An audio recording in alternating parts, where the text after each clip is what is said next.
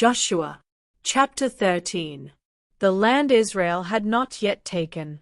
Many years later, the Lord told Joshua, "Now you are very old, but there is still a lot of land that Israel has not yet taken. First, there is the Canaanite territory that starts at the Shea River just east of Egypt and goes north to Ekron. The southern part of this region belongs to the Avites and the Geshurites, and the land around Gaza, Ashdod, Ashkelon, Gath, and Ekron belongs to the 5 Philistine rulers.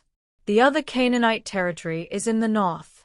Its northern border starts at the town of Erah, which belongs to the Sidonians.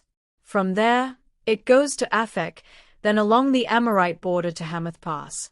The eastern border starts at Hamath Pass and goes south to Baal-Gad at the foot of Mount Hermon, and its southern boundary runs west from there to Misrephoth-Maim. This northern region includes the Lebanon Mountains and the land that belongs to the Jebuelites and the Sidonians who live in the hill country from the Lebanon Mountains to Misrephoth-Maim. With my help, Israel will capture these Canaanite territories and force out the people who live there. But you must divide up the land from the Jordan River to the Mediterranean Sea among the 9 tribes and the half of Manasseh that don't have any land yet. Then each tribe will have its own land. The land east of the Jordan River. Moses had already given land east of the Jordan River to the tribes of Reuben, Gad, and half of Manasseh. This region stretched north from the town in the middle of the Arnon River Valley, and included the town of Aroer on the northern edge of the valley. It covered the flatlands of Medeba north of Dibon, and took in the towns that had belonged to Sihon, the Amorite king of Heshbon. Some of these towns were as far east as the Ammonite border. Geshur and Maachah were part of this region, and so was the whole territory that King Og had ruled, that is, Gilead, Mount Hermon, and all of Bashan as far east as Selecah. Og had lived in Ashtaroth part of each year, and he had lived in Edrei the rest of the year. Og had been one of the last of the Rephaim, but Moses had defeated Sihon and Og and their people and had forced them to leave their land.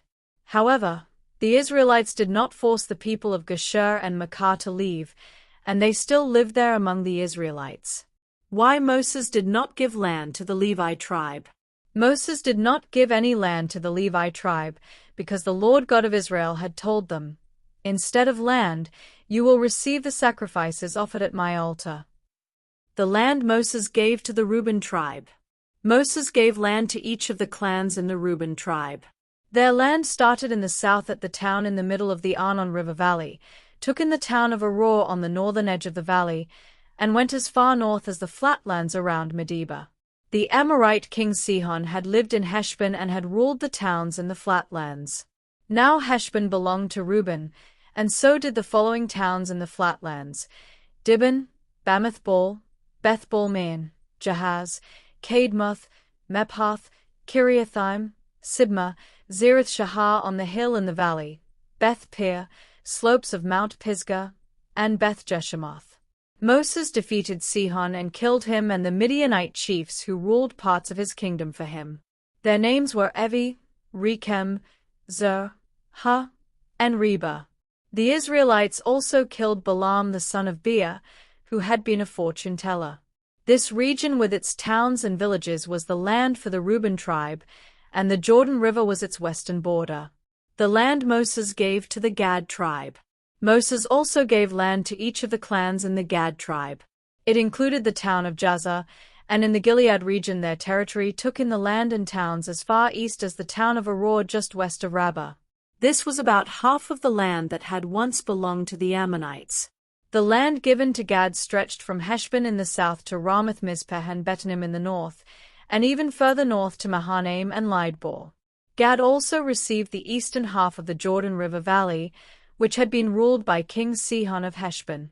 This territory stretched as far north as Lake Galilee, and included the towns of Beth-Haram, Beth-Nimrah, Sukkos, and Zaphon. These regions with their towns and villages were given to the Gad tribe. The land Moses gave to half the Manasseh tribe. Moses gave land east of the Jordan River to half of the clans from the Manasseh tribe. Their land started at Mahanaim and took in the region that King Og of Bashan had ruled, including Ashtaroth and Edrei, the 2 towns where he had lived. The villages where the Joey clan settled were part of Manasseh's land, and so was the northern half of the region of Gilead. The clans of this half of Manasseh had 60 towns in all. The Manasseh tribe is sometimes called the Machir tribe, after Manasseh's son Machir. That was how Moses divided up the Moab plains to the east of Jericho on the other side of the Jordan River, so these 2.5 tribes would have land of their own. But Moses did not give any land to the Levi tribe, because the Lord had promised that he would always provide for them.